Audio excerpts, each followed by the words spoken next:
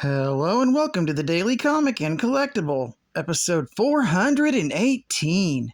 Now today, the collectible of the day is the Hasbro Toys Marvel Legends series Icons Collection 1/6 scale Punisher action figure. Once he was an ex-Marine, just trying to start a new life with his loving family. But when his wife and children were murdered by the mob, Frank Castle devoted his life to ending theirs. Now, the one-man army known as the Punisher has declared war on the guilty, and he won't stop till they're all dead.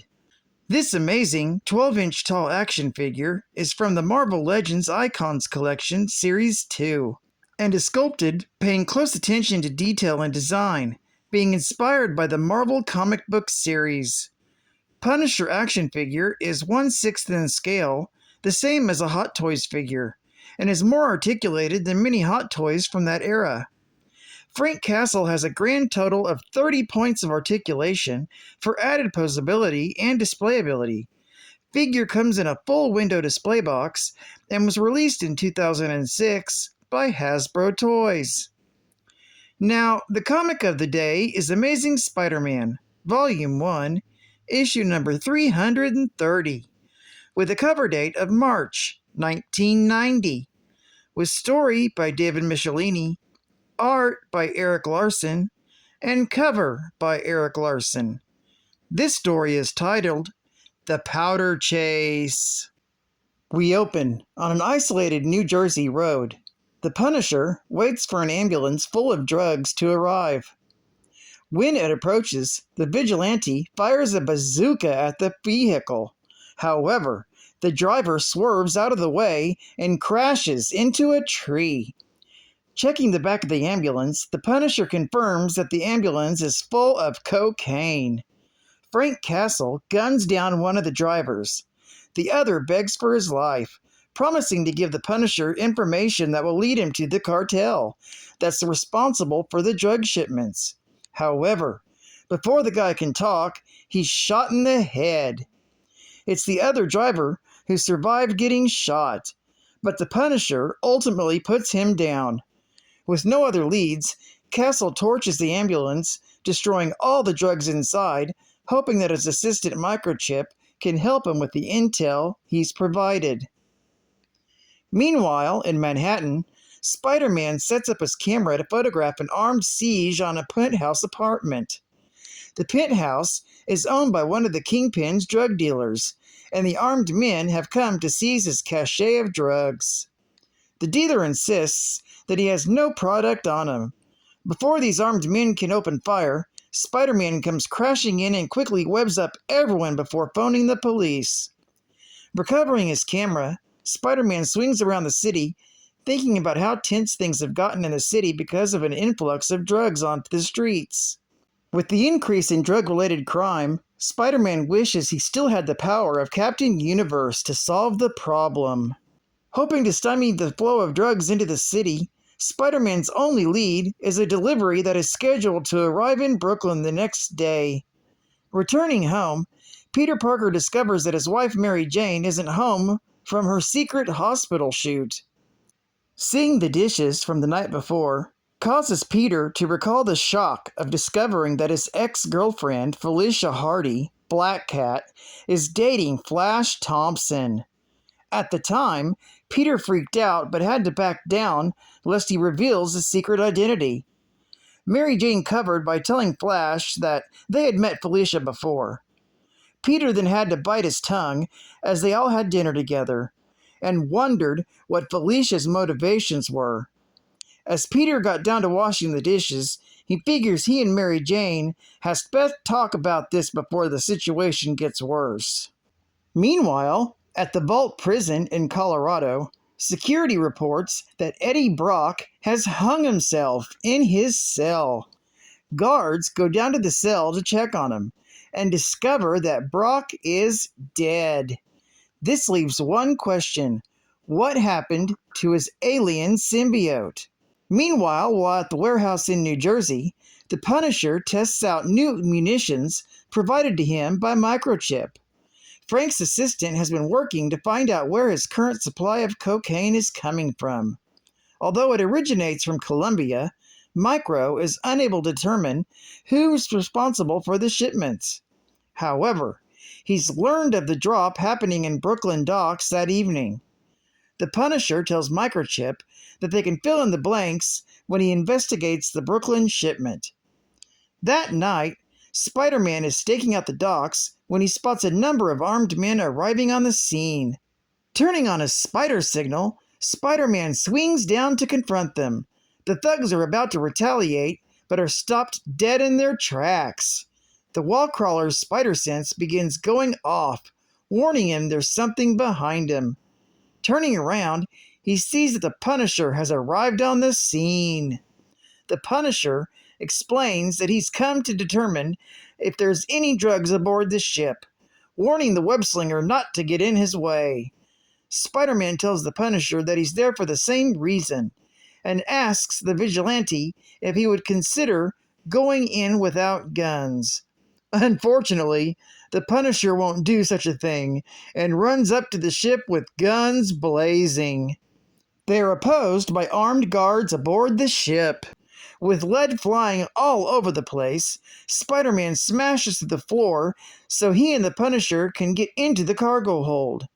There are more guards, which keeps Spider-Man busy. Meanwhile, the Punisher discovers the cocaine, hidden in barrels of coffee. He has cornered one of the armed men and demands that he gives up who their supplier is. When the young man refuses and tries to shoot the Punisher, the vigilante mows them down. This upsets Spider-Man, who checks the body and can only find a card with a magnetic strip. The Punisher tells Spider-Man that he planted a bomb, and they'd better abandon the ship before it goes off and sinks the ship full of drugs. Back at the Punisher's van, the vigilante has Microchip scan the card and track its source. He reveals to them that the man who was carrying the card was a member of the U.S. Army. Although they now know that someone within the military is amassing the largest cache of drugs in the United States, the only question they have now is why. This story is continued in the next issue. Geek Fact. Spider-Man mentions he wished he still had the powers of Captain Universe, later discovered to be the Enigma Force. In Spectacular Spider-Man, issue number 158, from December of 1989. Unfortunately for Spidey, the power finally left him in Amazing Spider-Man, issue number 329, from February of 1990. Bonus Geek Fact. Spider-Man started dating Black Cat and revealed his identity to her in Peter Parker, the Spectacular Spider-Man, issue number 87, from February of 1984. But Peter Parker ended their relationship in issue number 100, from March of 1985, after learning that she made a deal with the Kingpin. They'd been at odds ever since. Another bonus geek fact. Spider-Man mentions using his SpiderSignal in this issue. It's a powerful light emitted from Spider-Man's belt to announce his arrival to criminals. It was also used as a light source. After upgrading his utility belt, a UV light mode was added for forensic purposes. Super Geek Fact. In Superior Spider-Man, J. Jonah Jameson created a new design to use from a reflector in the police station to call Spider-Man if needed, but Octavius destroyed it, as it would have helped his enemies find him. J. Jonah Jameson's version was an obvious parody of the bat signal used by DC's Batman. State-of-the-art gaming. Become the ultimate warrior in the ultimate war. Iron Sword, Wizards and Warriors 2. The evil wizard is back, and his fury rages out of control. In the form of 4 elementals, earth, air, fire, and water. As Kuros, the Night Warrior, you track them down in their dark domains, pursued by armies of vile creatures.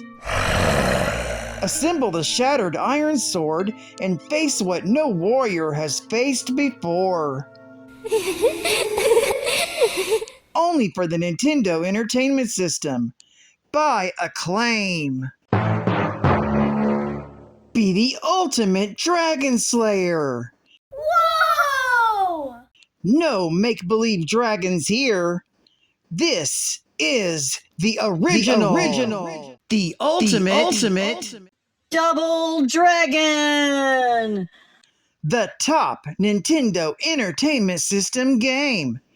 Get fighting mad. With the punch, headbutts, uppercuts, lower kicks, hair pulls, Ew! and the dreaded over-shoulder throw. The ultimate Double Dragon. Whoa! From Trade West. Now for blood and guts. 2 new hits that are going to make your Game Boy scream with fear and excitement. In Castlevania, The Adventure. From Konami. You'll journey with Simon Belmont on his 3rd and most terrifying quest, a maze of torture chambers and vampire crypts. While in Motocross Maniacs from Ultra, you'll get down and dirty in an off-road race where nitro turbo boosts are the difference between popping wheelies or biting dust. So prepare to splatter your shiny new Game Boy with mud and blood. And final Geek Fact. Frank Castle wasn't born the Punisher. He was made, built piece by piece, into the hardest man the world has ever known. The seeds of the man were already there, of course. Even as a child, he had a stubborn streak a mile wide, and almost sneering disregard for those he saw doing wrong. Trained by the military to the peak of physical capacity and schooled in the most advanced tactics of modern warfare science, his service made him a master of weapons and combat, while his experience taught him a singularity of vision that allows him to cope with the realities of war. The brutal slaughter of his family was only the last brick in the edifice. What was needed, Castle saw, was someone capable of punishing the guilty for their crimes. The Punisher isn't interested in right and wrong. He isn't interested in rehabilitation or peace. He isn't concerned with the rule of law, the protection of property, or the sanctity of freedom. His interests are one thing and one thing only: the guilt of the man in his crosshairs. Well, I'd like to thank you for joining me for another Daily Comic and Collectible, and I hope to see you again tomorrow. This is Cat Fan Comics Man, and I'll catch you on the flip. Over and out.